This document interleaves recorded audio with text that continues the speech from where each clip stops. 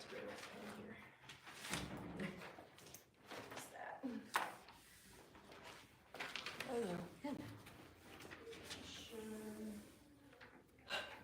Sit back Oh, here. I'm sitting here. Okay. Said you're gonna sit back here. Yeah, I don't have any good place to set up there, so kind of neat.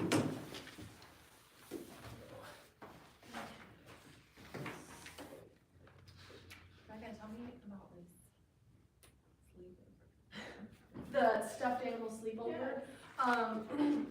From what I understand, and I have heard about these all the time, but I have never worked at a library that like has actually done it.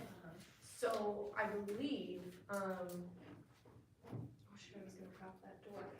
I don't know, if you look down that like little window thing, there's like a bunch of shoe boxes. And so basically what Heidi is gonna do, I believe, kids come in, I think they do a story time, and then I think Heidi's getting like little, like filler stuff or something, and then they like put their stuffed animal in the box, and then have a sleepover, and then they just come pick them up. Or just. Okay. Yes. They, They, you know, honestly, it was kind of like a leprechaun, you know, something like that. I'll bring that up to Heidi, because that might be something that they'd enjoy too. It's cute. I think, I got the newsletter from another library, they were doing a similar thing. What's it called? Thank you. How you doing? Good, how about you? Doing well. Did you go to the physical meeting, or did they mail this to you? They mailed me. Okay. I'm not allowed to listen. Shoot, what is it? It was really cute. It was something with a We had sleepover. ready and at stuff. 6, so we spend a half an hour talking about the agenda. Oh, Sophie's, yeah, there you go. It'll be recorded. Yeah, Brianna knows she can't. That's cute. That's like music game, we're doing it too in January. I don't know if I it's don't know that if anybody exact else day, is but. doing it. People are busy right now. I know.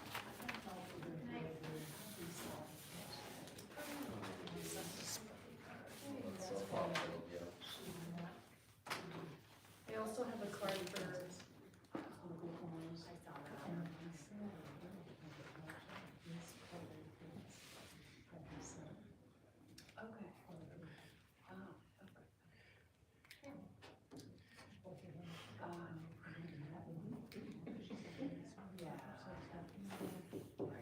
Okay.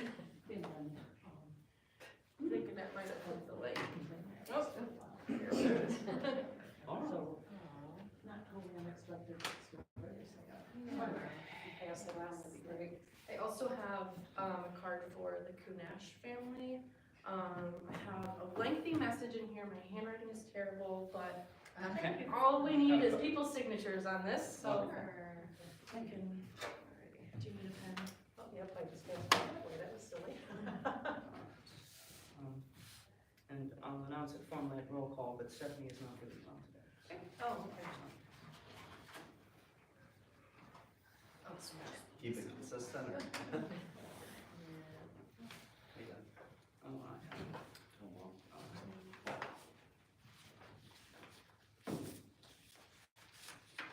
right. Laura, I'll call to order when you're ready.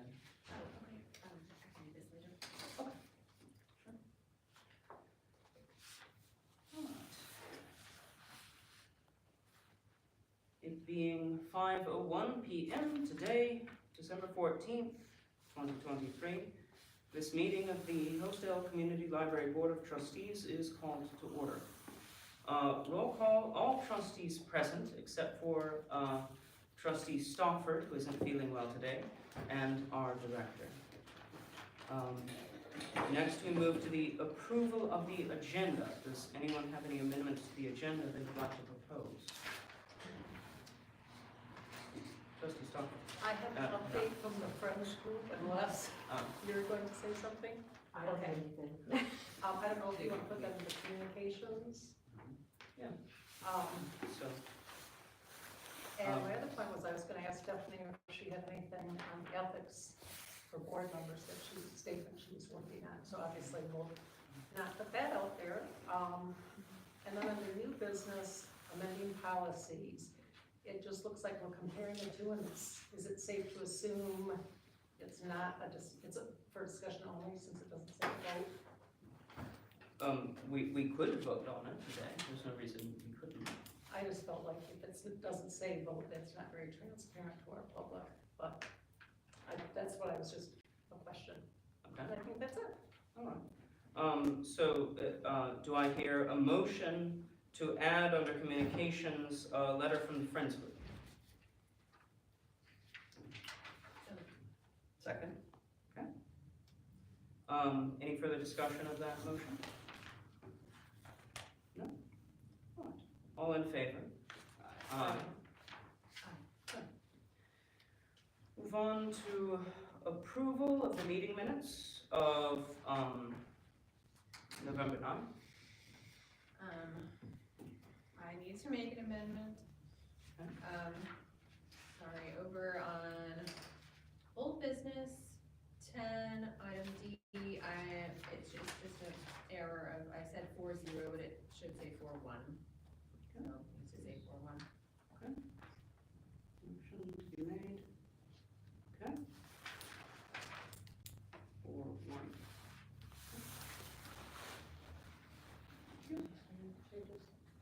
Any further suggestions? Not Correction. that I can think of. Okay.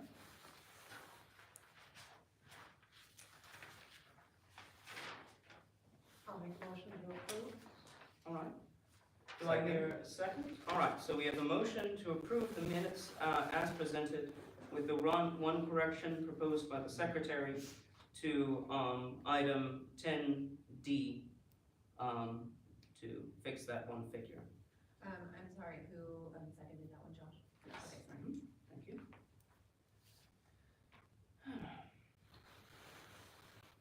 Any further discussion? Seeing none, all in favor? Aye. Aye. All right. Minutes are approved. Next, visitor comments. Do we have any comments from our visitors today? I'd like to comment. I'm a little confused, I guess. Are officers only elected, or is the whole board officers considering the trustees? Because you don't really say who the officers are. I mean, you say who the officers are, but you don't have a definition for officers. I know you guys don't have to answer me. I think, in my head, I feel the trustees are part of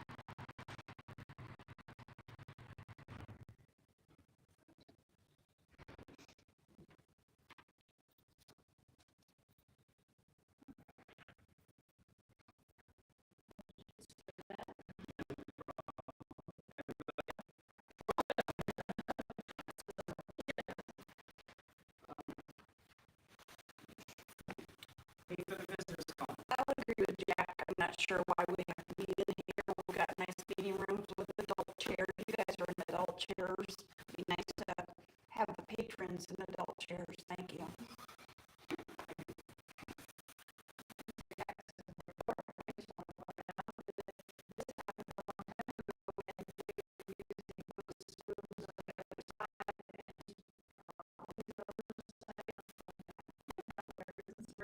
Trying to make it look like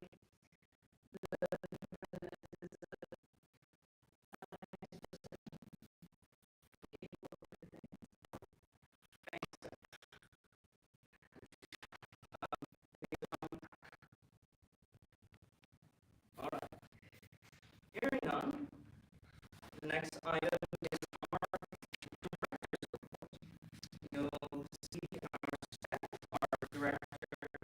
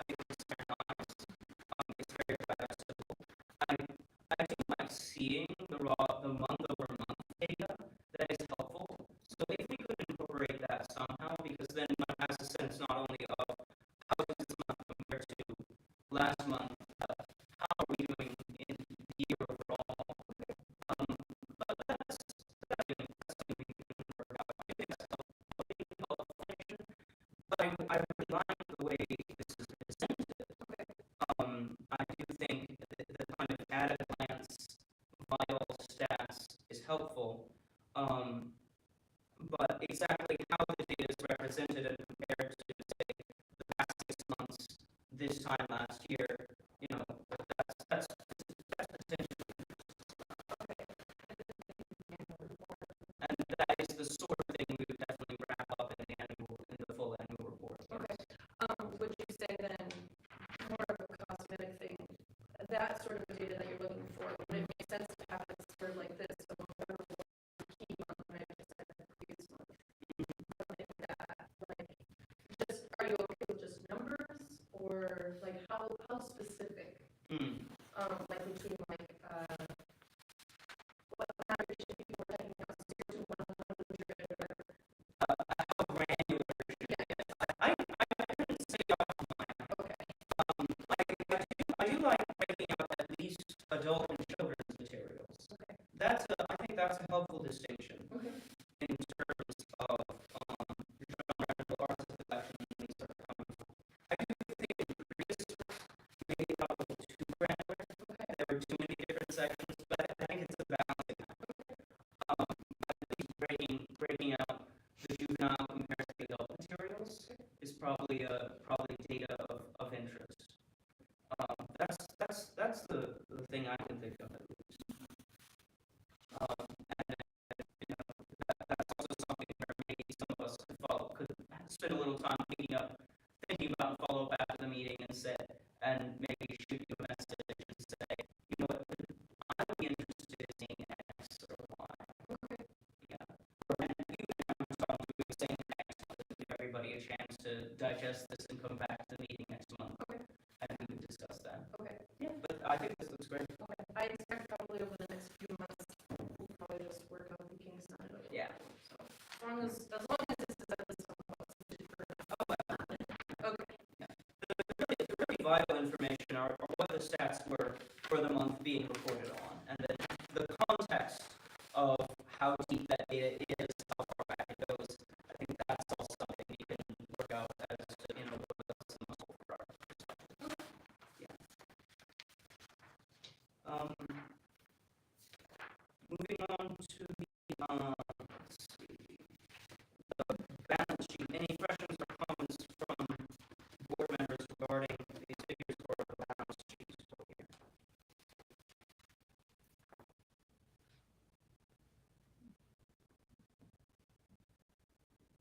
Did you get an explanation of this breakdown, how it's decided?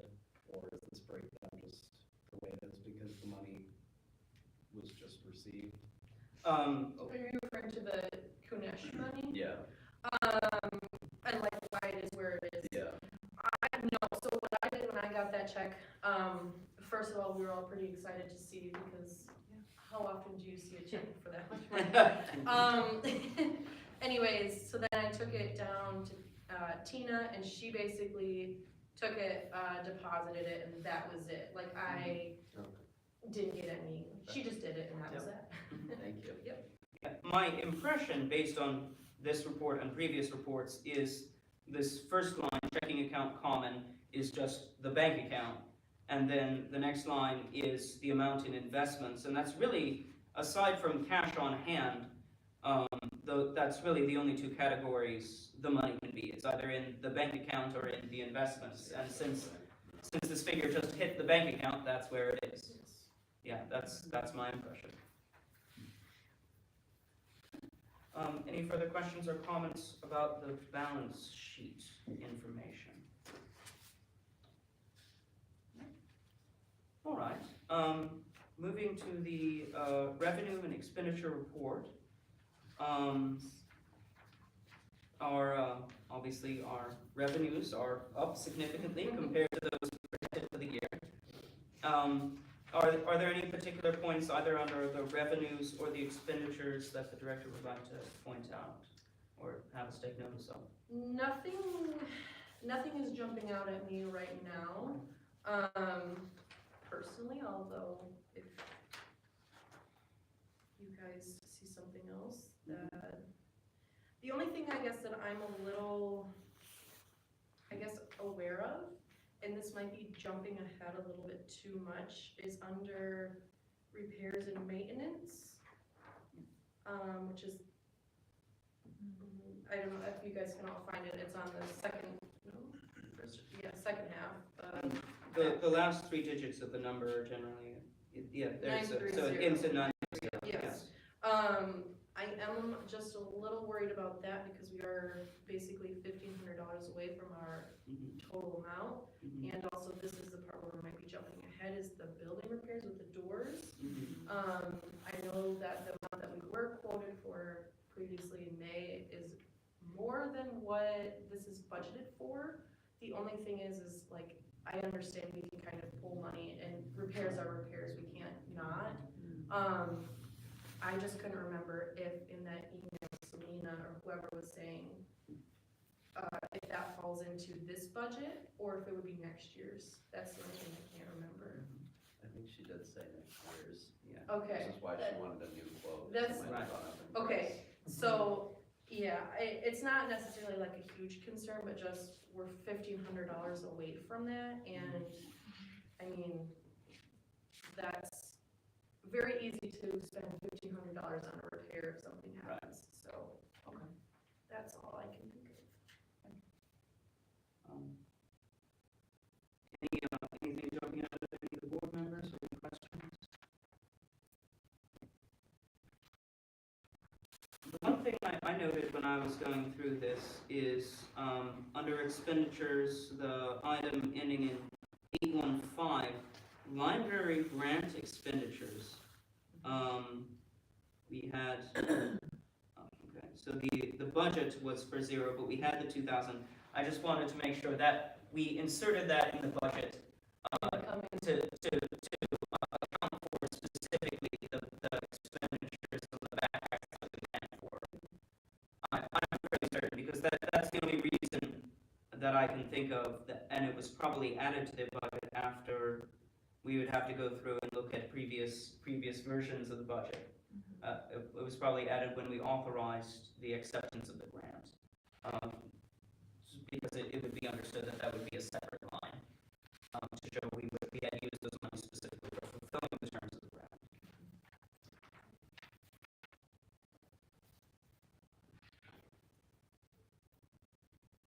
All right. Nothing else jumped out at me that I can think of.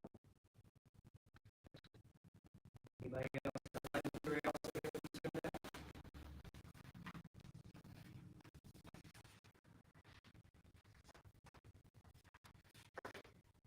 All right. If not, I think we're ready to move on to item 7, which is communications.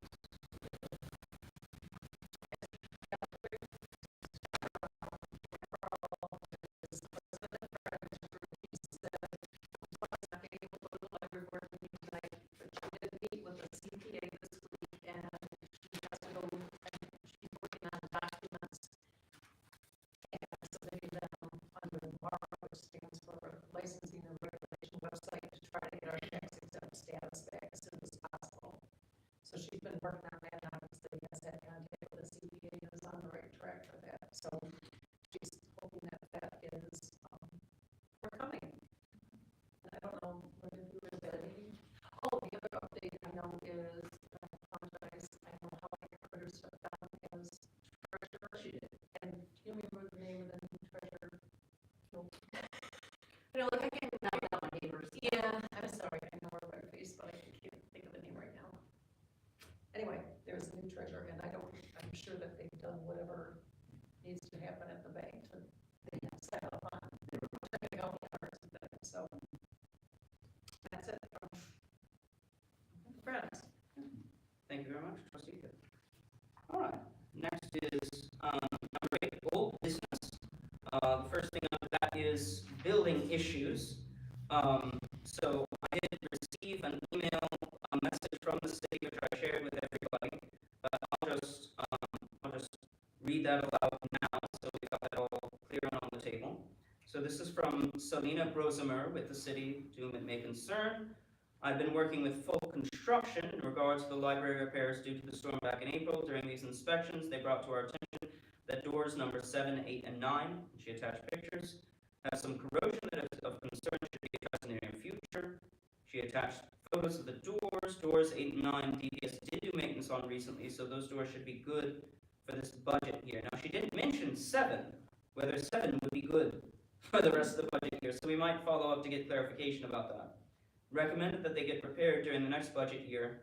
So the previous estimate from Folk back in May was for a total of $2,940. Recommends getting a more up-to-date estimate. So Was that a repair or replace? she says, yeah, At that price. should be addressed for further repairs. Yes, so my impression is that she is speaking specifically of repairs, and she didn't actually attach the previous quote from Folk, just the pictures of the doors.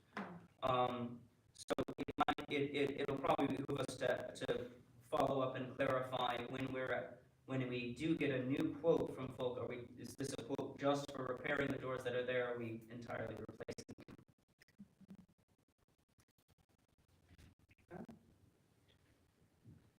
Yes, Trustee Pelletier. I thought the last time we had this discussion, we had talked about DPS performing the work. Was that a different project? I do recall that we talked about having the doors repaired.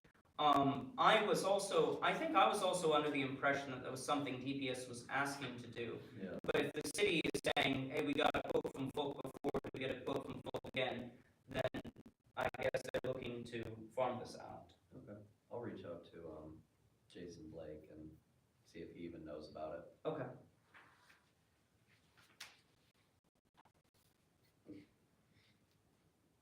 So, can anyone think of any reason we wouldn't ask the city to say, yes, please follow up with Folk and let's get a new quote, to pass along for our approval?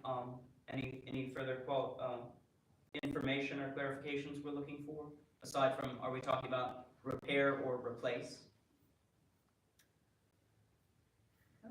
The only question that I have regarding that, and I may be confusing two different issues, for lack of a better word, has it not been talked about getting new keys or new security? Yes. Is that something that we can lump together with this? Because I believe, is door number 7 the staff entry door?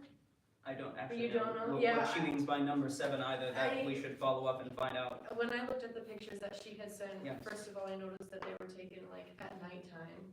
Very Just weird. Odd. At least that's what it looks like. I don't know, Yes. but I will say I have only worked here for a month, and I have a key to get in, and sometimes I have to struggle with it. And I think, and also talking with staff, a few of us believe that having a key code is better than a key because we have staff turnover. Like it's just easier. We don't have people out and about with the key. They don't work here anymore.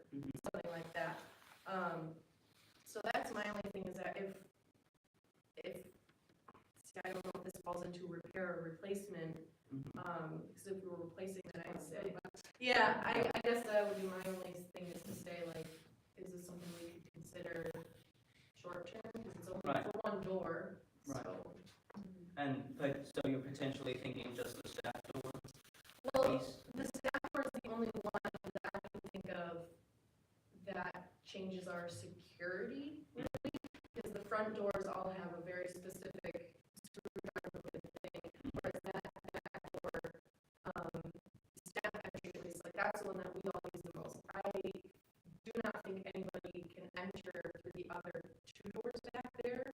I think you can only exit in the building when we take out the trash, if my memory is serving me correct. So I believe we would only need one door that has different security than the key. Okay. So, and I also believe, I think Laura from HR said something about changing it too, but that, Yes. I get a little cloudy with exactly what people tell me I need going on with this building, just because it seems like there's a lot, and Yes. yeah, so. But that's my only thing, is the security thing. Okay. Any further comments comments or clarification we want to seek from the city? Any other building issues come up since the last time we met? Not that I can think of. Okay, well, that's good. All right.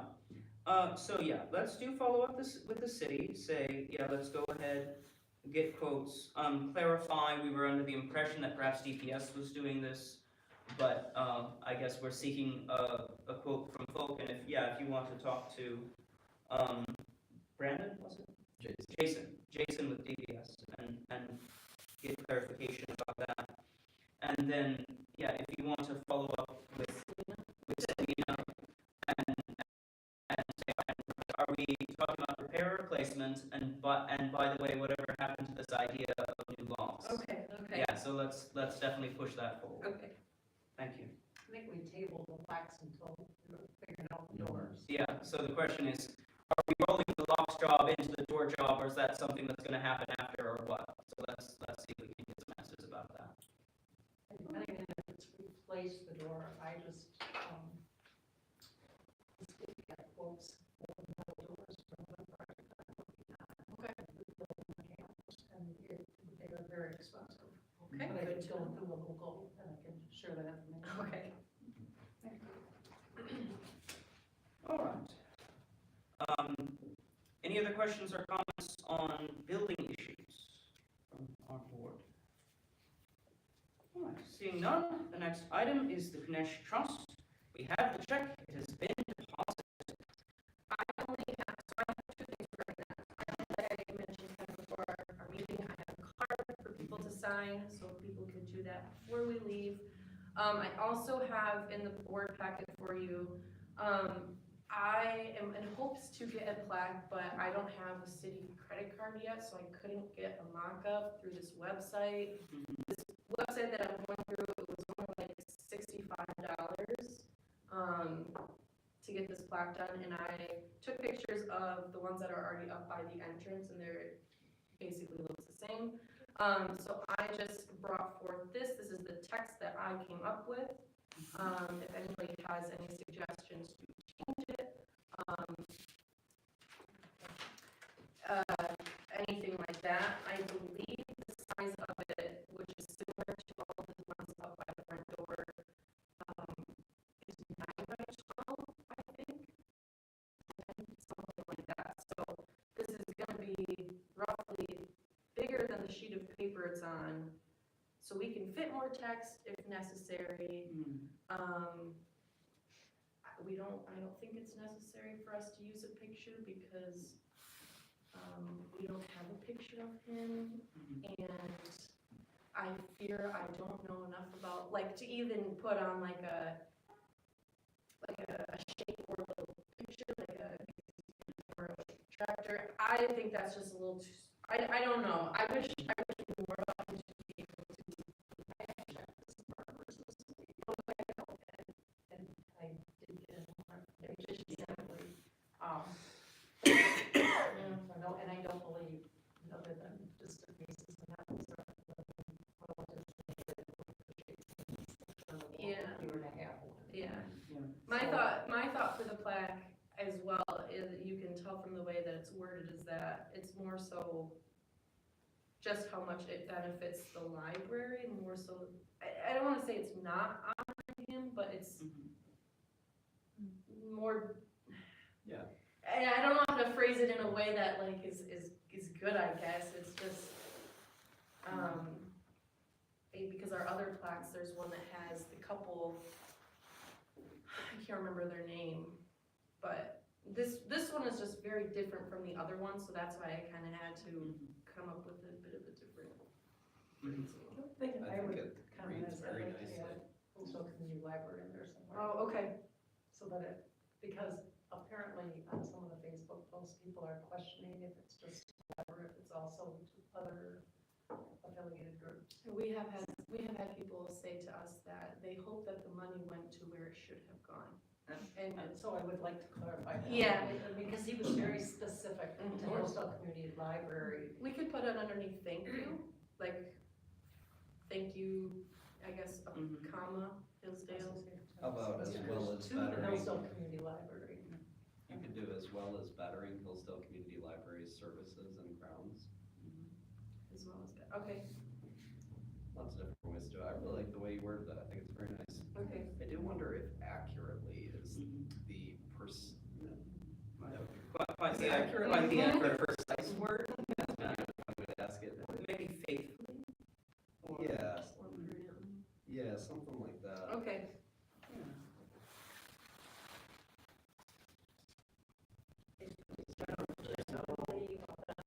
Yeah, One of those other words.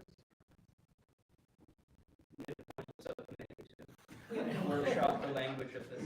the rest of it is so, tender that that's almost like a scientific. Very- word. yeah, I Accurately, can't- it's a little sterile, yeah. Okay.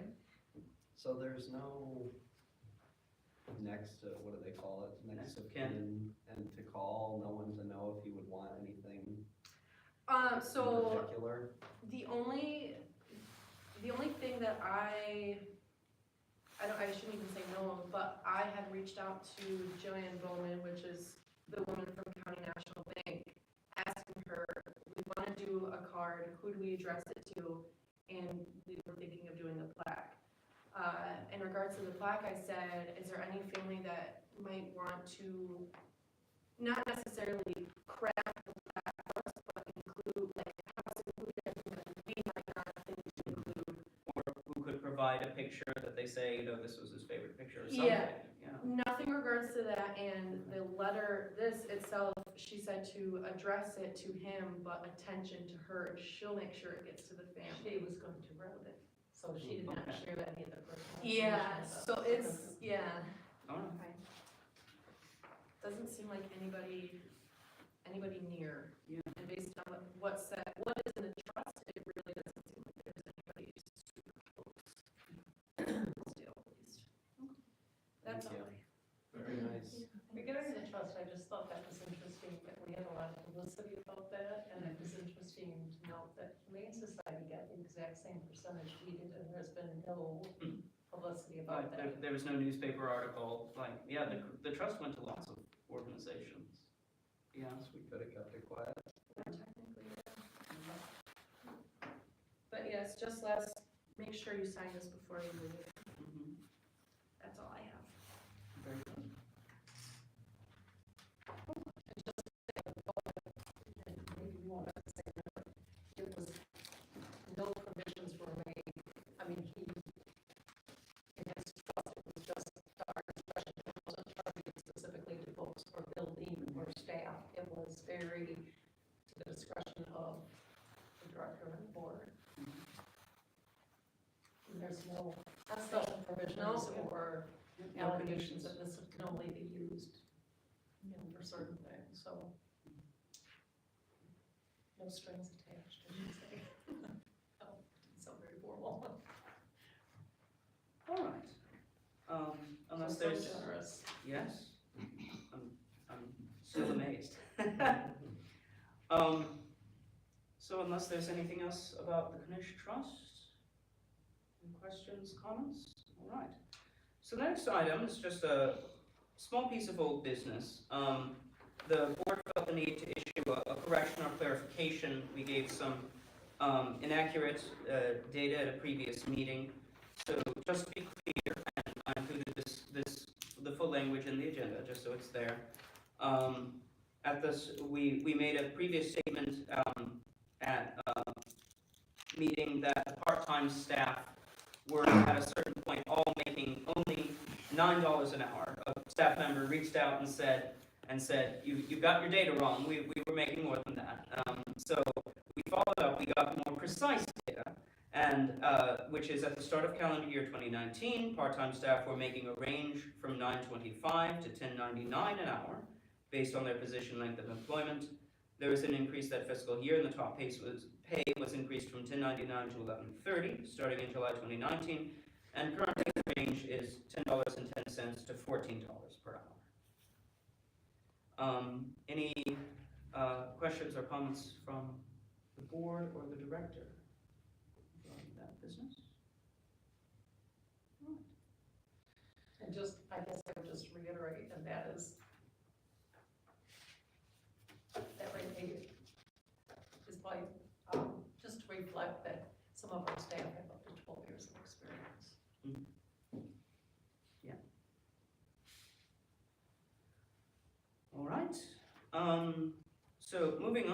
Number 9, new business. So first is a proposed change to the adding or amending library policies. Policy. I came back around to this one, which is something I worked up myself with the cooperation of Trustee Hill and the director at the time a few years ago, specifically because it needed to be updated because there's language in here regarding about the preparation of the agenda that needs to be brought in line with how that's done under our current bylaws. And as I was working through it, I thought that I had gotten a little carried away a few years ago and was needlessly wordy and thought it could be cut down to the essentials. So I prepared a draft which significantly reduces things, but I think it keeps everything actually essential in there. And I just wanted to bring it to the board for consideration and discussion. I personally have a hard time going back and forth, looking at documents and comparing them. I would prefer to see a highlighting of exactly what changed. I think that's more transparent to staff as well as board members in our public. Whether it's highlighted or red marked or,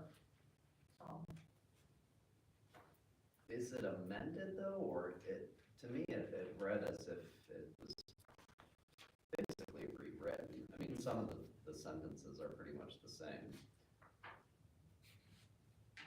well, I think in the one version it says, as a rule, the library should take a lead role in formulating policy proposals and the board's consideration. I think that's deleted in the next version.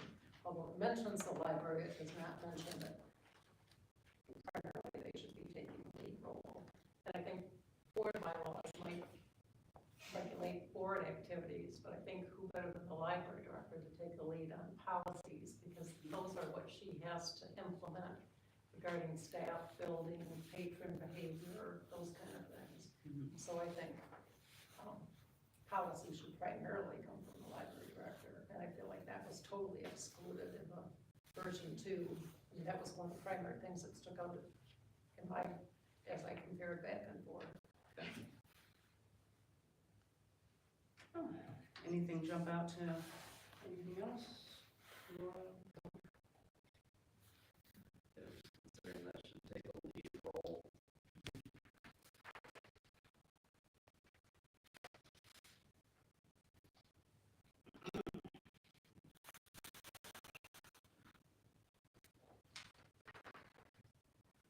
I suppose I'll ask, I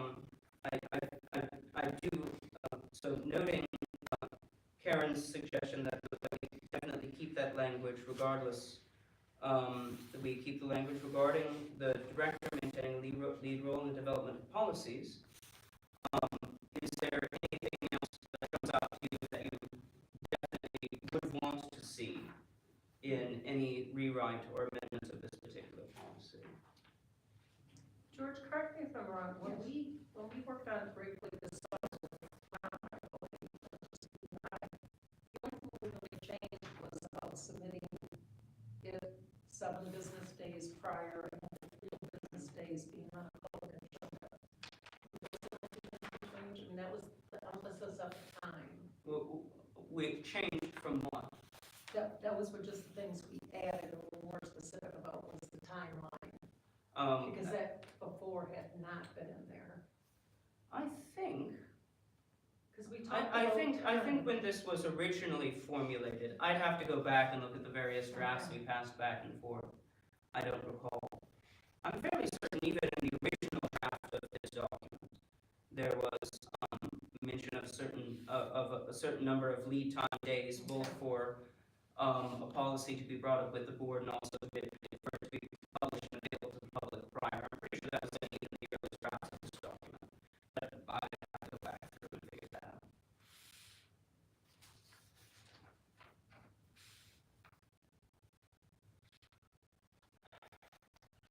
And I do think that members of the board do need time to review this and digest this. We probably haven't had a lot of time, so I'm not going to seek a vote to approve anything today, because I do definitely want to get everybody's thoughts and inputs on this before any adjustments are made.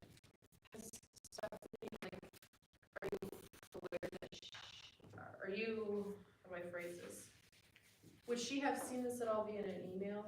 And do you Yeah, have any idea? because when I shared the agenda with everyone prior to the meeting, and that should have all been linked. So Right. this should have all been accessible at least 7 days prior, starting last week, yeah. Do you know, which this is probably a weird question, do you know how she's seen it? Like, I has don't she- know if she's reviewed it yet, she Okay. hasn't shared any comments with Okay, me, so. okay. As far as I know, I do not know whether or not she's examined this in detail yet.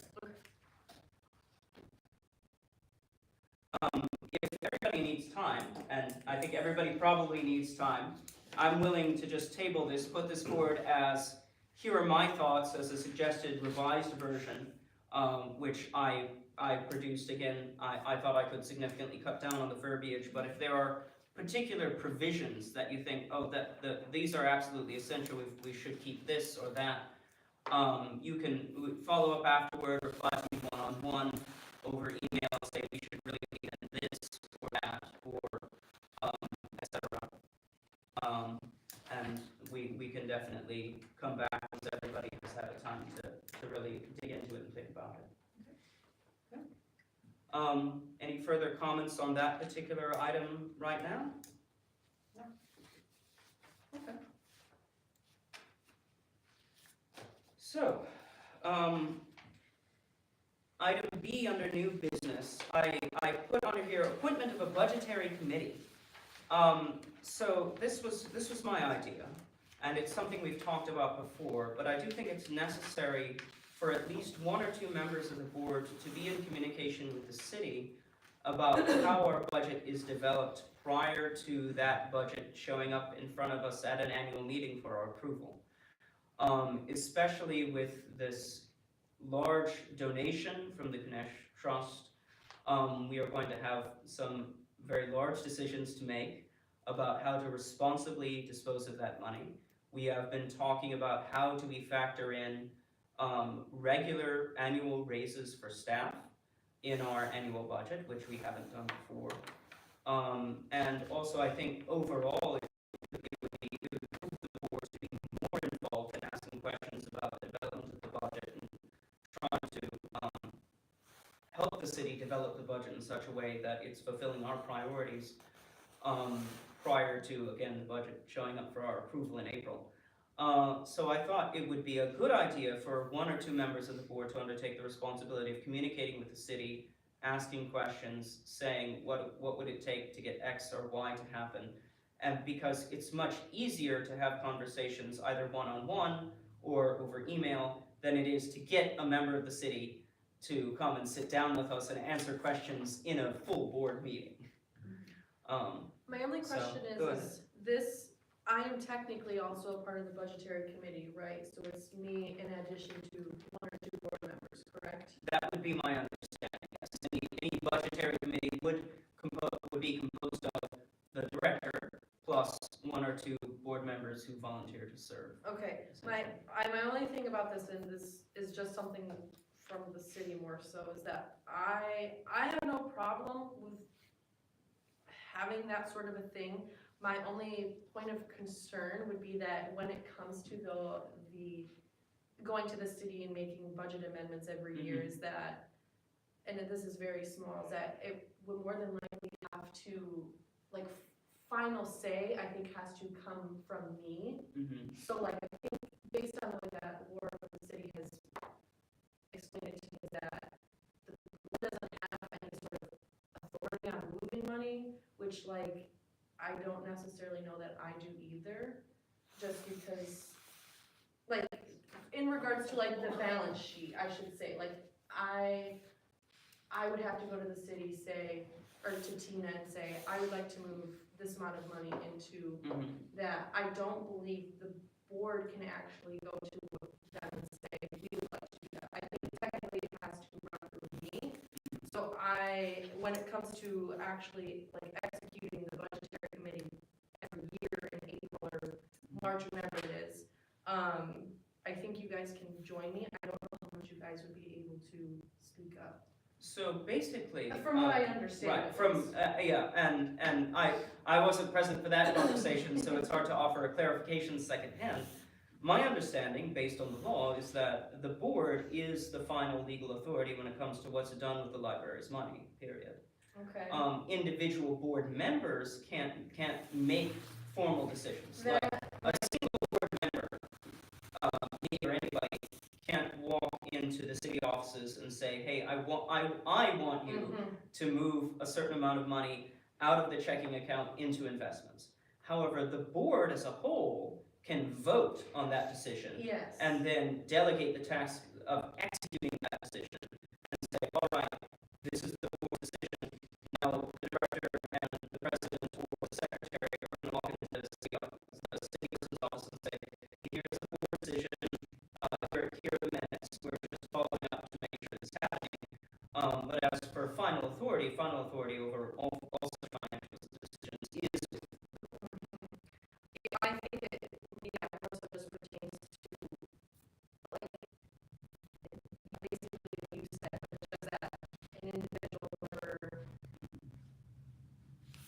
yeah, there's no point to reiterate what you just right. said. So, but perhaps what the city expects is when you're communicating any kind of decision, they expect that to come from you.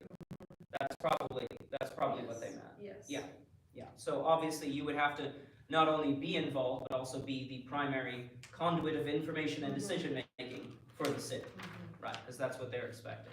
And I would also expect that if we do appoint or volunteer for a budgetary committee, I would think that we would also do some strategic planning with some long-range purchases. You know, for a while we've been very frugal about things, obviously not replacing her in shampoo unit, but then like having a 1-year plan, a 5-year plan, a 10-year plan for what things need to be replaced at a, you know, a very economical, but also a business plan and a financial plan for Yes. what needs attention, so that we don't all of a sudden look at something and go, 5 things are going wrong and we should have allocated money and, plan further ahead rather than just Right. for the current year. So the budgetary planning should take the long view. And I know years ago when I was on the board before, this building was not paid off. And so we were still working on paying off the building. And so we couldn't do some long-range planning. Our goal was pay off the building. Right. And happily we've met that. And so in the course of doing that, some things probably need to be pushed off the side a little bit and we're in a position for a good plan. Yeah. So the question is, we can appoint a budgetary committee, but is the budgetary committee's work itself going to be hampered by the fact that we don't have a 5-year plan, we don't have a strategic plan, a financial plan? We have to think broader and start talking about. When I first came on board, there was some talks and meetings about forming a strategic plan for the institution. That it didn't end up going anywhere. But it might be time to revisit the idea of forming a strategic plan, including a financial plan for the institution that takes into account our significantly altered financial situation. Any further comments? I think a strategic plan is useful. Mhm. Right before I left my last job, I was a part of the strategic planning committee. I do know that it is a lot of work to kind of get it off the ground, for lack of a better word. There's a lot of data that needs to be collected and whatnot. That being said, because when I say it, I mean part of it has to come from the community a little bit, which I really think honestly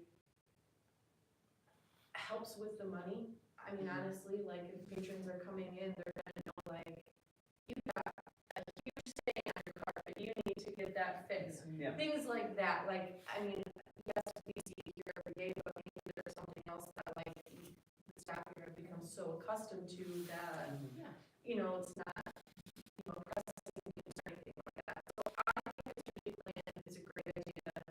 It takes time, but I think the data and everything that comes out of it is very good, so. So the question is, yes, maybe we do want a strategic plan, but is all the work that we'll need to put into a strategic plan, how long is that going to take to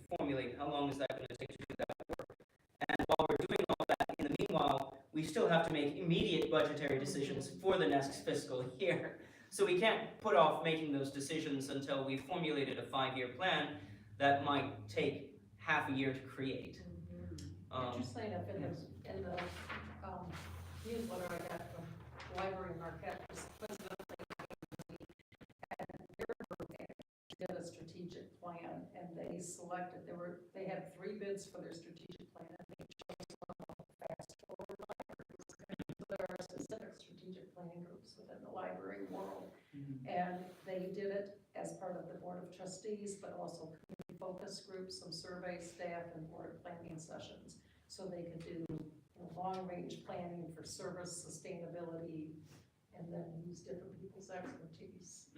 So that's pretty timely that was named, but it just said, it took some working years for the library and rebranding, some things to just change some of their focus in their library. And I think the last time we got advice about this, I think it was through Woodlands. Provided us the briefing on strategic planning last time we brought somebody in. So that might be our first option.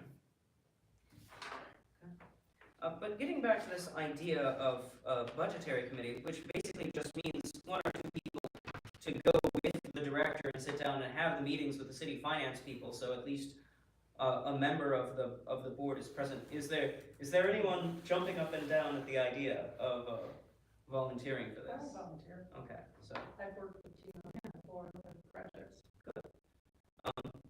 anybody else want to sign up? Otherwise, I'll do it. All right. Makes sense for the president to be involved anyway. So at this point, I'll put forward a motion that we assemble a budgetary committee to undertake planning for the next fiscal year and meet with the director and the city finance people to dig into the details of how our budget is formulated, how our investment decisions are made, what it'll take to get staff raises, etc. I would suggest in this motion that this budgetary committee's duties are discharged and the committee is dissolved once a budget for the next fiscal year has been approved by the board. That's the motion. Do I hear a second? Second. Okay. Any further discussion?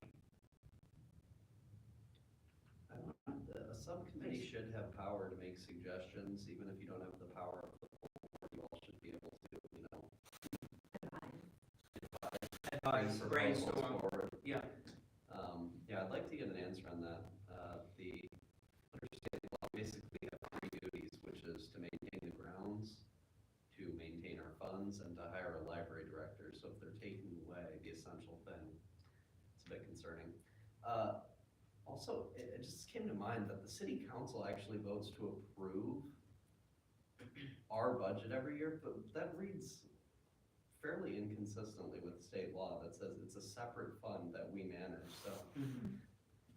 These are actually just random thoughts, so yes. Well, or extremely pertinent thoughts, but Well, the budget comes to us first from the director. yeah, We talk about it, then it goes to the with city. Tina, and then Right, but I'm not sure the city has Yeah, a say over it under it state seems law.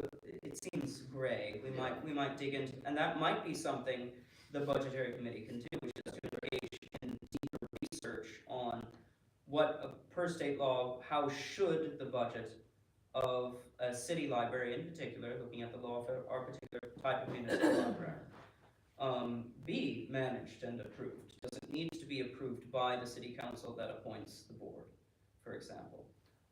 And it's entirely possible that that is not stipulated in the law and it's just something the city has just been doing. Who knows?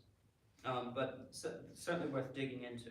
The only concern I have for that is if we raise concerns and say anything, is that it might all entirely fall on us. And I don't know about the rest of you, but personally, I know I have not gone to school for finance to be able to undertake Right. every single thing. expected.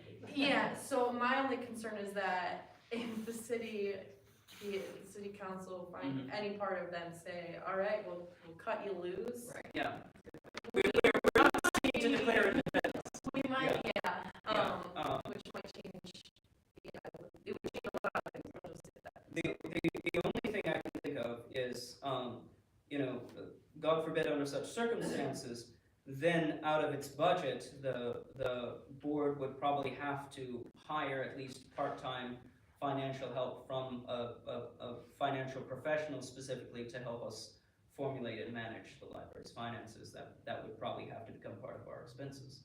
If we did not have the assistance of the city finance people, which of course we do. All right. So that we've been having discussion, we've had the motion, we've had the second, that this is discussion, there hasn't been a vote yet. Any further discussion of the appointment of the committee? Can you repeat the motion, because I lost you on when we would. Yes, so the motion is that you and I would be appointed as budgetary committee until such point as a budget for the next fiscal year is approved by the board. Yeah, at which point our duty is discharged and the committee is dissolved. Okay. All right. Any further discussion? Hearing none, all in favor? Aye. All right, in favor, the motion passes. All right, next item, shelving purchase for literacy backpacks. Director? Okay, so, on here you'll see 6 different, shelving ideas for the backpacks, for our backpacks. Now, I will say, you'll see there are 2 of them, the first one and 5th one, I do like, but after speaking with not only Heidi, as well as Liz Voorhees, we have kind of decided that maybe the first one, the cart, would actually be best. So here were my original concerns. From an aesthetic point of view, I don't like that it's metal because there are metal shelves, but like it also has wheels on it. Now, after thinking about this, I can't remember who suggested it, either Liz or Heidi, said, if we have to assemble this ourselves, there's a good reason we just have to put in wheels because almost everything like that you can screw with wheels. And if they can't, well then we can lock them. It's also, what I can tell, I believe it is double-sided. We would only have to purchase one, whereas every other we have to purchase 2, or we would have to decide to cycle which backpacks are out and available at a time. The first one, like, it is this perfect amount. We would not get the little cubby or little tubs on top. We do not need those. And we could put that, I don't know where we were thinking 100% just yet, but based on my window right here as well as Heidi's, we could put it more so in the center of the room so that way we can keep an eye on it if kids are getting into it or anything like that. In addition to that, we just purchased 1,000 zip ties in a way. So these backpacks have 2 zippers, and we figured out if we can zip tie the 2 together, they actually can't be opened. And so staff will just have to cut it off when somebody checks it out and then put it back on when it comes back. And in all honesty, the first one is made for backpacks, whereas everything else will have to kind of shove it in, hope and pray that it fits. I did some measurements on the backpacks, and I only can get kind of rough estimates on the sizing for the rest, and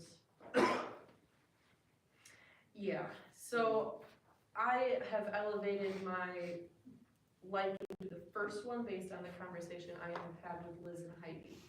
So that's that. And also I think really as the cheapest option when you consider it, because I believe putting them out all at the same time makes more sense than cycling through which 10, 12 get to be out at a time. So that's all that I have to say on that, unless there I are would just say that when I went over to Joseph's library to look at what they did with their backpacks, they actually had them hanging on the on the wall, wall. which, that was their choice to make, but then that means putting holes in the wall. Yes. Staff has to like reach with a hook to get them down, and there was also talk about putting them on the shelves up here, but then we're losing our display for books too. Yeah, it's also kind of cluttered, so it does seem like a good option, just. We had also discussed this little teddy bear coat rack thing, because I don't really think, I don't love it, I don't like the way, I wish that if we had a coat rack, this was a little different than that. But the backpacks, I think, would be a little too, I don't think they should be, I don't think the backpack should go on there. But, really our biggest kind of concern here is just not, the kids not getting into it while they're still here Right. and losing any pieces. Yeah. Because I don't know if you guys remember, but basically each backpack is $70. A lot of the items are not necessarily not replaceable, but hard to find where Sprout got them from. So yeah, whereas if we got shelving, like it would have to go along the wall, and as you can see, there's not a lot of wall space.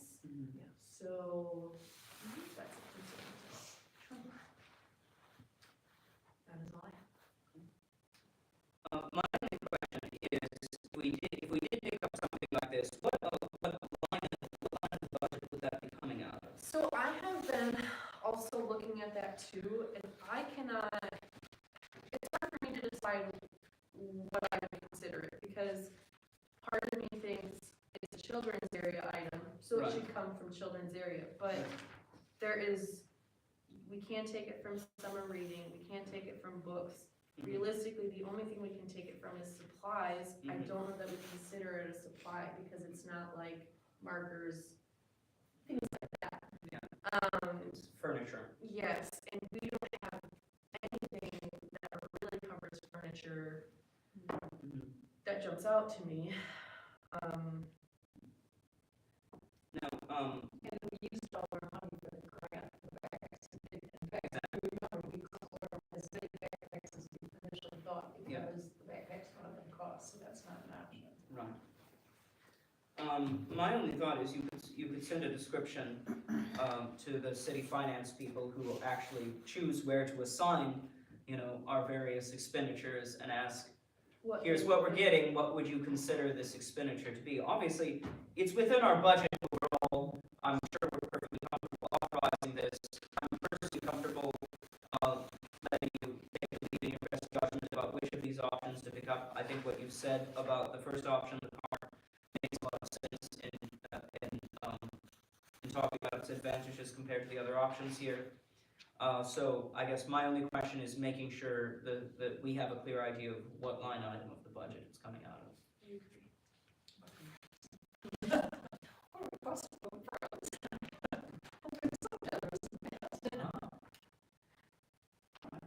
Any other questions or feedback?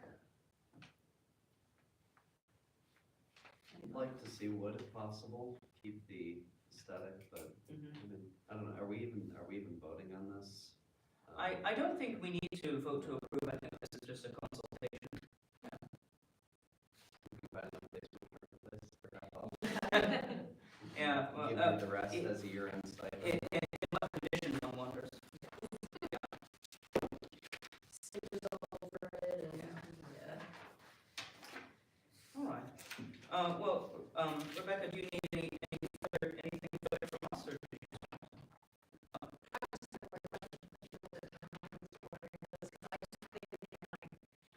We have so much time for this grant, and we have to keep certain data on it. How many times backpacks are checked out, so the Yeah. longer it takes to get going, we have less time to collect that data. That's also, so, Liz Voorhees, so like I said, she has been working on the backpacks. She so far, and like I said, just because they're a bit of a, they're a different type of item to catalog, so it's just that we've just been looking at other libraries and how they do it. Because the work through, I think it's 9 of them, but from what I can understand is she's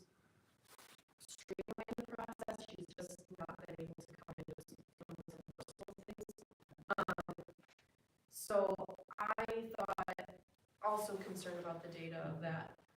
We could just start putting out the nine, we could advertise them, you know, how you could mention it, story time or Facebook.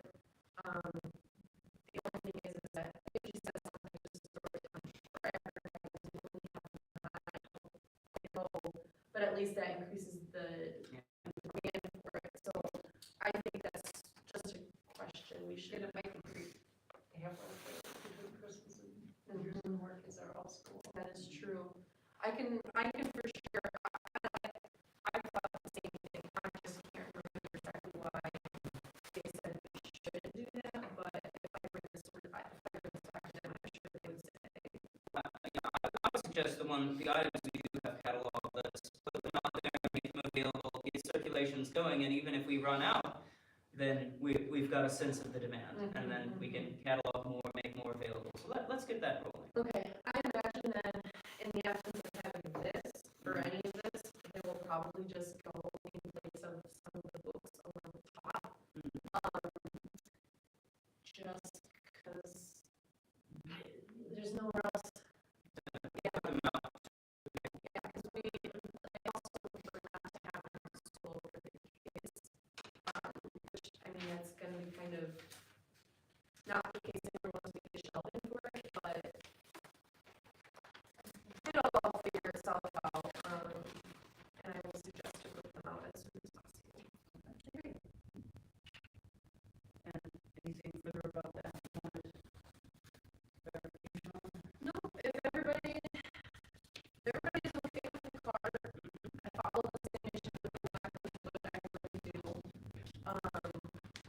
I just think, given the way that this one is set up, I think we have to use this year's recommendation, but we need to stuff for as we work today. So,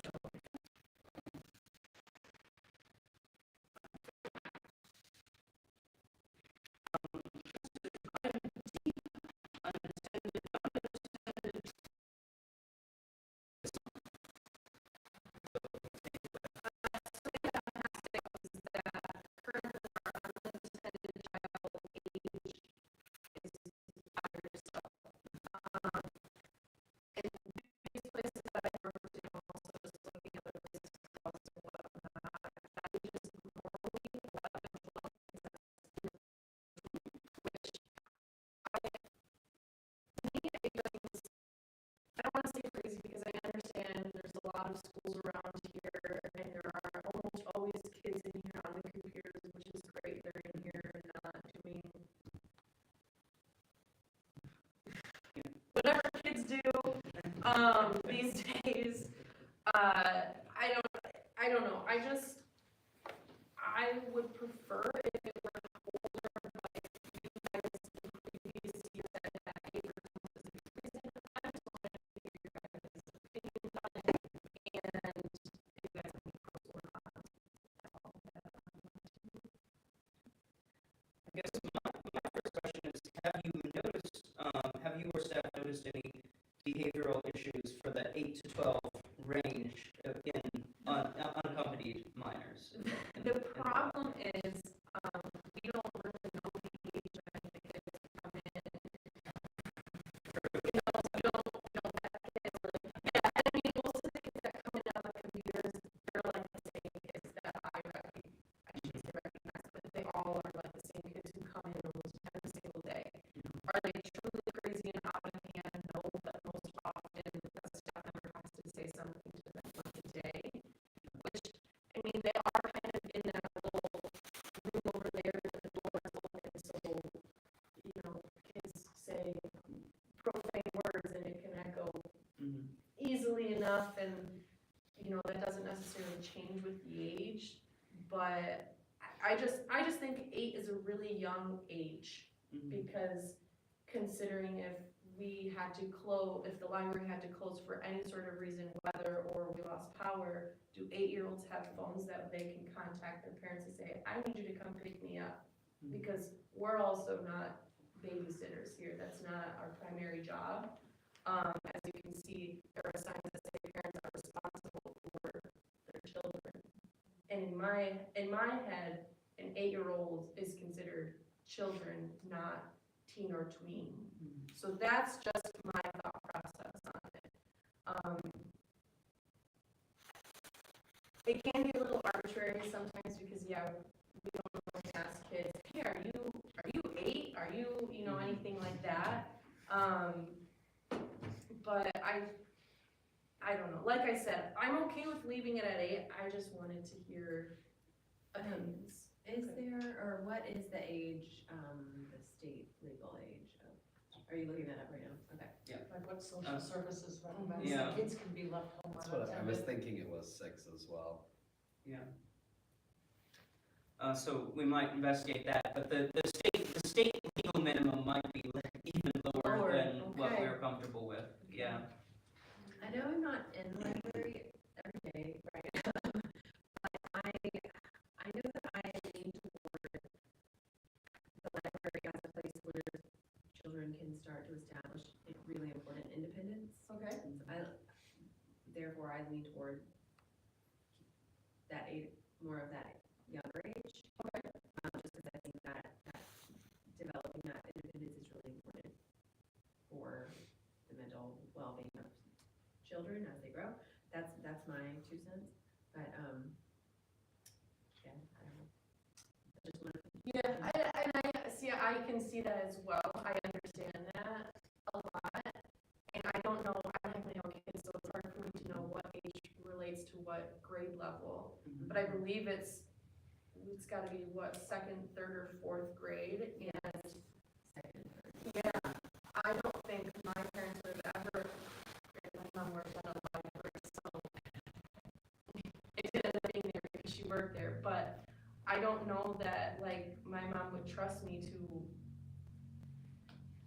that's more of a parenting thing, so I shouldn't get into that, but, I don't know, it's just, when I think about it, a 2nd or 3rd grader coming in here, like, just knowing where I was at as a 2nd or 3rd grader, and I wasn't behind or above by any means, like, I was the average student, and it just is bizarre to me, like, I would be more comfortable with the age of 10. That's where I'm thinking that it would make more sense, but, that's just my thought, is that I would be comfortable with the age of 10, just because, really my biggest concern is, if someone's not here, and like I said, if the library shuts down, how do we contact these parents? Because just as a regular human being, don't want to leave kids here if they don't have somewhere to go or anything like that. And I have no problem, like, they need to use their phone, sure, use their phone, but I don't know. Next question. Sorry. Michigan.gov says there's no legal age, but I was gonna, no, I'm pretty sure the Department of Housing and Human Services has rules regarding it, but there's no actual law. But one potential way to resolve this, since a lot of parents might send their children out in a group, maybe you could make it 8 if they're with a 13-year-old. I don't know, whatever you want it to be, but if you are alone, you need to be whatever. I have trouble saying anything other than what you're comfortable with within reason. Yeah. So, but I think a double two standards for whether they're with other people that they could be responsible, for them might be something too. Now, does the policy as stated say that anyone under 8 has to be accompanied by somebody 16 or older?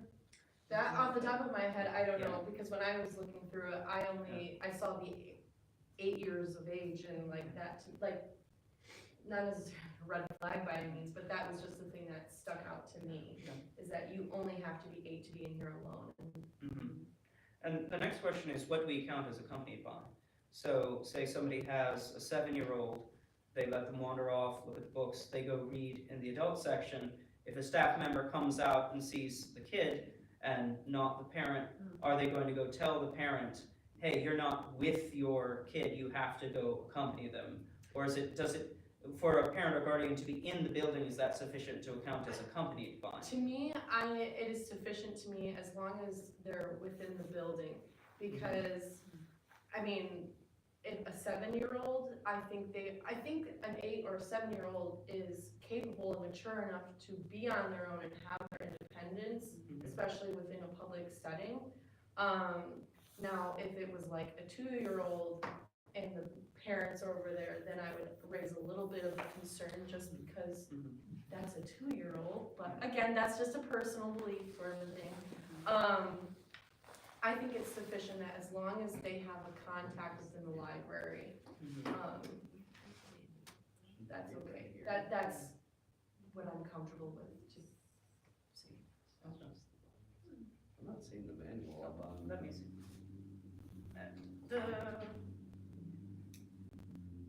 I've looked at this. So it's under about, so you were looking under the board trust section, as under about, Thank there you. it is. All right, I would have checked it myself, except for some reason my laptop's not connecting to the net, so I haven't been able to look things. I'm also pretty sure, just so you know, the unattended children policy is towards the end. Yeah. Just to. Rebecca, if you're not seeking a decision from us at this time, I'm content to just let board members chew on this and come back next time with an opinion. Okay. If you do want to pursue a change in policy. Okay. And you can even, if you wish, formulate a change in policy, formulate a new policy and bring it, and bring it to bring it up to us for discussion and potential approval. Okay. And then we can go back and forth. But does everyone want a little more time to chew on this? Yeah. Well, we gotta follow our adding and amending policy, so. I Yes, think we well, have- exactly. We can't change anything at this point anyway. Yes, It's that's- really just a discussion item. It is, they have to be with the 16-year-old, so. Okay, yeah, It's that's what already I thought. It says 16, yeah. Alright. Any further input on that item?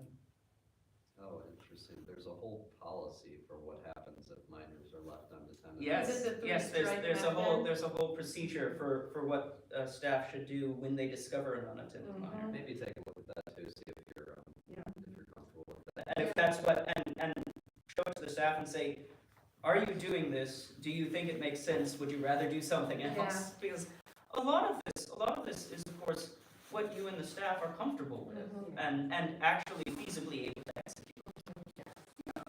The only other thing I would suggest or like you to consider is creating a policy that's uniform, but also might be somebody saying, my 9-year-old is going to be here for 20 minutes after school, I get off work, here's my cell phone, they have a cell phone, they're going to be right in the spot. You know, these are things that uniform policy can't always address, but just maybe being open to special situations if a family Yeah. really needs that. Yeah. And the question is to write it into the policy, say exceptions may be made upon the request of the director, you will open that door, you about it, that's an option. That's all the prudential Yeah. question. Yeah, then I fear it gets too much into permission slipping and then. Right. And then people might be like, this is too much work, I'm not, Yeah. you know, so. Or like, you made an exception for so-and-so, you're not gonna make an exception for me, sort of thing, yeah.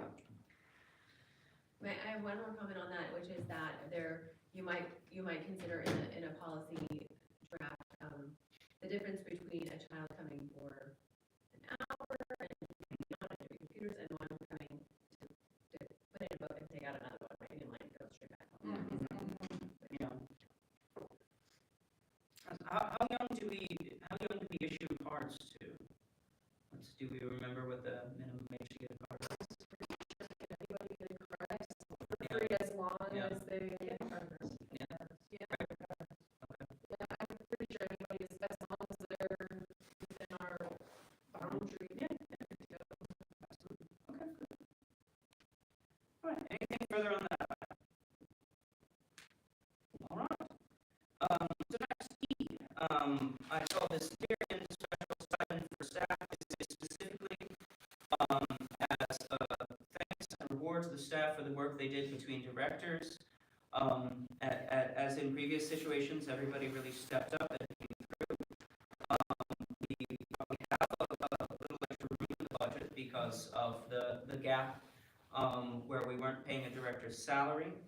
And this is an arrangement we've managed at least once before. So the question is, what kind of conversation with the city needs to happen? So Rebecca, did you manage to talk to Laura with the city? Yes, So, I spoke with Laura, got the figures that they got the last time. Mhm. I think she said 2021, maybe it was last year, I don't know, Mhm. but basically the numbers that we're using, she said was okay and all that sort of stuff. Okay. We're just gonna reuse.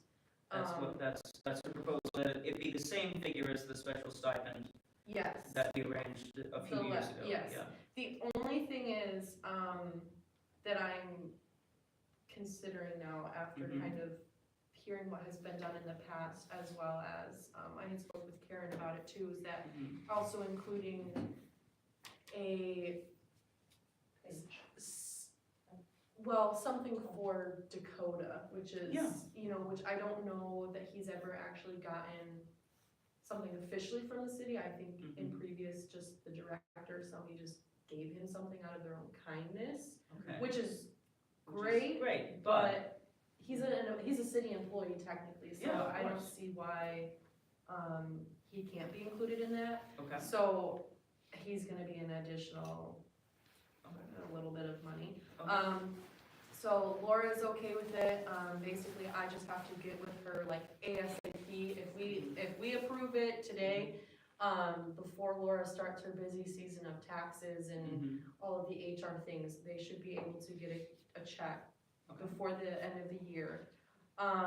Karen Lancaster, which she is like the finance director, she's both, Tina and Laura, she said it's great, financially it makes sense, no reason that we couldn't. I also spoke with Dave Mackey, that was also suggested, and he said he had a few questions, we clarified everything for him. The only thing is that he suggested we take it from the budgetary line of not having a director. Well, in speaking with Laura, she said that isn't the best option to do, because for a director, when they leave, the city has to pay out benefits.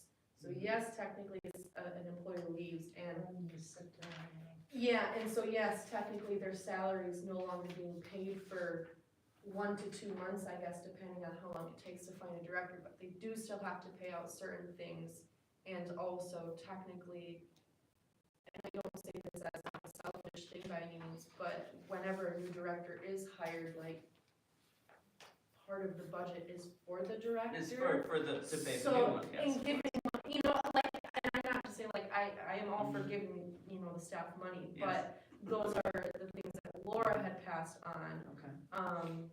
So, Now, in that case, what line would Laura suggest we take this out of? that we didn't get too specific about. Okay. She said But she was just- comfortable with our approving. Yes, she, as long as you guys approve it today, I'm probably gonna either text her or something tonight or tomorrow morning, she'll get the checks written out.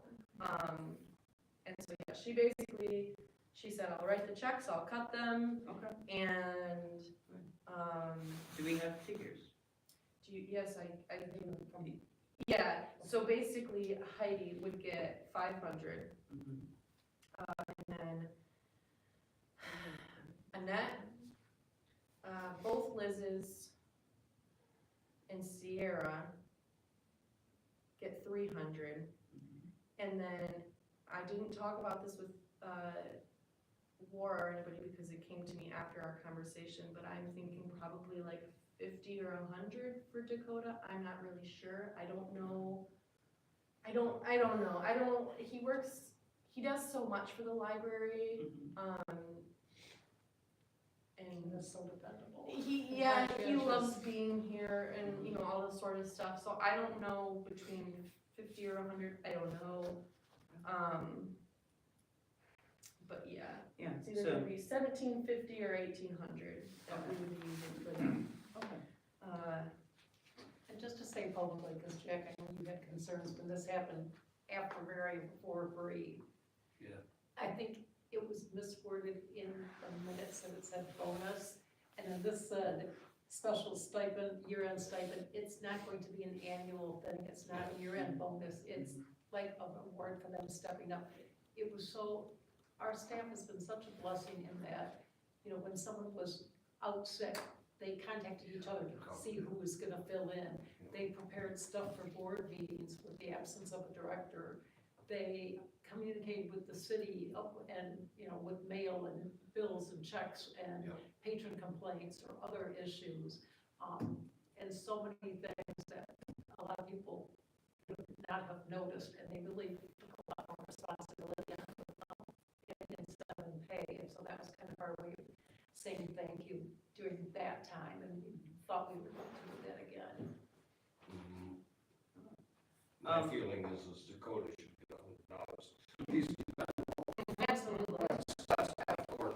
Yes, yeah, others have had certain extra responsibilities that they took on in the absence of a director. Yeah. And at that Yeah. point, he probably did, but I think he should still be recognized. I was gonna say, I think, I don't know if it was last year or the year before, I think, he really likes McDonald's, and I think whoever it was just purchased him a $50 gift card. So that's why, like, in my head, I was just going with the 50 again, but, you know. I would certainly agree. I think Dakota's owed 100 at least. Yeah, that's A a lot lot. of big bags. Good. So I'm comfortable approving the figures as presented, including 100 for Dakota. Okay.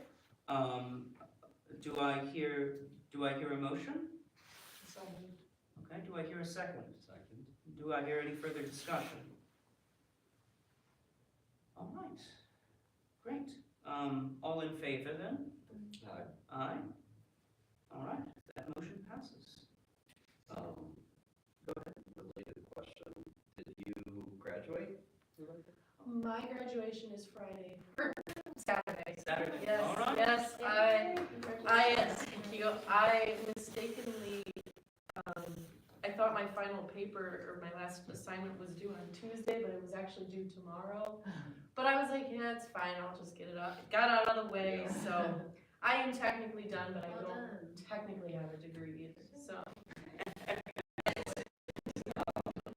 I wanna, just to make sure that our obligation to you didn't fall through like it apparently did with the last director. Is HR, finance aware of your Yes, raise so- that's coming? When I had asked, about their stipends, I had asked her, what do you need from me in that case? And she said, just give me, transcript or, so I just have to give something to them and they should do that. Okay. Final piece of new business, internet usage policy.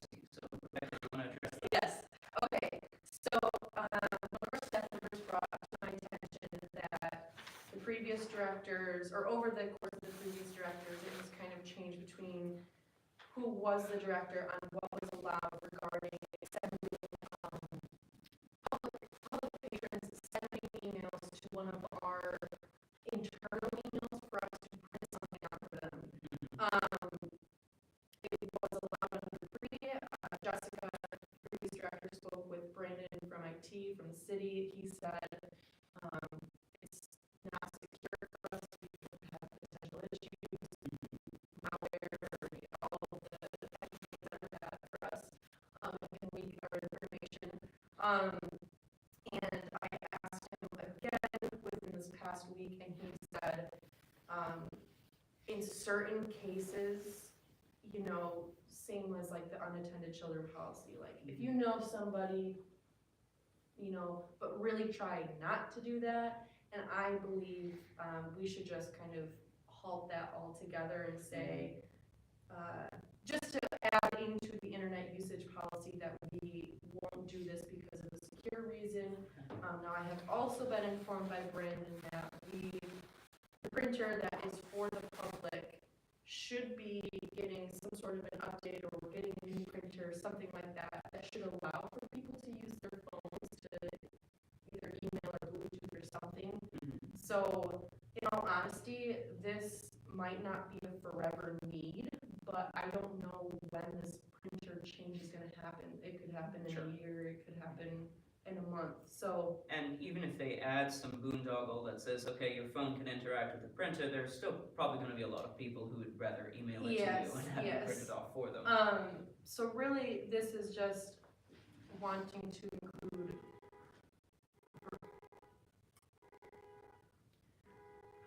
wanting to include verbiage that says something along the lines of, like, we will not take emails from patrons to his personal email. So yeah, that's it. Basically, the city has suggested to us not to do that. Oh, it's across the street. Well, yeah, if, for my part, if you want to bring a proposed amended version of the internet usage policy with that language added to our next meeting for approval, I'd be all in favor of it, yeah, that sounds fine. Any input from anyone else? Sounds great, write it up. All right. Yeah, great. All right, well, if that's it for new business, next is board comments. Any comment from members of the board? I have several things. I just wanted to give our condolences to Heidi, our wonderful librarian too. Her father passed away this week, and I have a sympathy card going around, and I know the staff wanted to do something for Heidi, and if anyone wanted to go in on that, please feel free to Definitely. see Rebecca. That's one of the reasons the library closes Saturday. Oh, because yes. Yeah, I was wondering. Oh, okay, I forgot to bring that up. That is, Well, thank you. yeah. Thank you. For those of you who don't know, Liz is, and Liz would be off as well, Mhm. because of her relationship, and Annette wanted to attend, and obviously you're walking in graduation. so Truly, that's- yeah, this Saturday, like, It's almost just a every- perfect storm, yeah. yeah, almost everybody except for Annette Mhm. cannot make it for sure. So, anyway, that being said, and then I was just gonna mention, Heidi was, for the second year in a row, did a giving tree out in the lobby with just some things that patrons have been taking a tag and, returning it with an item that's recommended for purchase, and there's been a good response to that. And our staff has been doing a great job with Facebook, and I know that I personally like or comment on things, and then it's shared to some other patrons. We have a few patrons that consistently comment. I would just urge all of you, if you see a Facebook comment about our library, a picture of story, or to comment or like it, I think that's just such free publicity, and the more likes and shares we get, the more visibility we get, and it really highlights some of, our staff and some of the things they're doing, or new books that are here. So I would just encourage that. And then I'm concerned that Rebecca does not have a credit card. I don't know if you have worked with the city on that, just ordering things like, when I was in here the other day, Heidi could not print out a receipt for what books I had checked out because that roll of paper had run out. And they she haven't didn't been have a able to- credit card. We got more, so, Okay. But just things like that, and it's been yeah, it's, yeah, quite a gap. yes, that's partially why, like I said earlier, why I don't have like a mock-up of the plaque, Mhm. which we were supposed, this website that I'm going through, if you have a payment on file for them, they don't charge you right away, but like when you submit it, they'll give you a mock-up of the item, so you can like look at it and be like, and then change it if you want to. Well, I can't really do that because there's no way for me to do it. And I was able once to use Jessica's credit card, but I think the way that Laura explained it is that once they issued me one or put me on their account, they canceled hers. And yeah, so basically we're just kind of in a lull. So, have they given you any sense of when you'll get yours? No. I spoke to Laura, with Laura yesterday? Okay. Yesterday or Tuesday, I can't remember. Okay. And she just said she requested it and it hasn't come in yet. That's all that I know. So it's in the mail or something? I guess. Okay. Either in the mail or being created, Okay, Um, but it's But been that's a requested. concern, and that's been long enough, Yeah, that's all. And the good thing is that like things like the receipt paper, it's easy enough that we can email Tina from the Mhm. city and say, hey, can you order this for Right, us? so you can still request the city put a purchase order in for that. Yes, it just, I personally, like, I just hate having to go through somebody, like, Sure. yeah, and I mean, like, the thing is like, I had emailed Tina yesterday saying, hey, we need the zip ties, and I also got us, a box of like thank you cards, just because of the Giving Tree, and just a few things that we're planning on writing thank you cards for. She like ordered them right away, and then they came today, which is great, you know, Amazon Prime is amazing. But the thing is it, like, I just would prefer, especially for like the invoicing aspect of it, like, it's easier when it's all like through me essentially, you Of know? course. It's just like a bit of a small annoyance sort of a thing, that's, but it is. And the only other thing was that, just as a heads up, if you've never jumped on one, today I was on the MLA, Michigan Library Association's Advocacy Hour, and that's a thing they do once a month for board members, and I recognize the people from Woodlands on it, and someone else commented. But they have amazing speakers, and it's totally free, and it's Zoom, so you're not driving to a conference or anything, but free and very accessible. Oh, and my only other thing, and I'm sorry I didn't do this one earlier, I got the annual financials from Woodlands Cooperative, if anyone wants to look at that, I missed their last meeting, I had an excused absence, but they sent me the Does anybody want these right now? thing from Woodlands. I might take that. Anyway, That's that's there it. for some state aid. Hold on. You all wanna have a look? Josh, are you? That's nice. All right. Any other comments from members of the board? Oh, in response to, you, Jack, so the trustees are all of us. The officers are based on our internal elections for president, vice president, and secretary. Okay. Those can be removed at will with a simple majority vote, or they time out, I believe, in April, Right, and then we need to elect at the new annual ones. meeting, right. No one can remove internally the trustees. Right. There's even some dispute about, Right. what it would take for the council to remove someone, or if that's even possible. So yeah, if that is worded Yeah. strangely, that's not the case. Yeah. Yeah, we cannot vote, we cannot vote to remove any of us from the board. We can only vote to make people an officer or to remove them from their position as officer, but we can't vote anybody off the board. We definitely don't have that power. We can vote to remove them from the board, but it needs to go to city council to be approved. Well, we could make the vote and the They don't have city to council honor could it. just ignore it. It could be a recommendation, but Correct. such a decision has to be brought to the city council by the mayor. So even our holding such a vote wouldn't obligate anybody to do anything legally, yeah. Anything else? All right, do I hear a motion? Our next meeting will be, should be Thursday, January the 11th at 5 p.m. And that said, do I hear a motion to adjourn? Oh. Okay, do I hear a second? All in favor? Aye. Thank you everyone for coming. We are adjourned at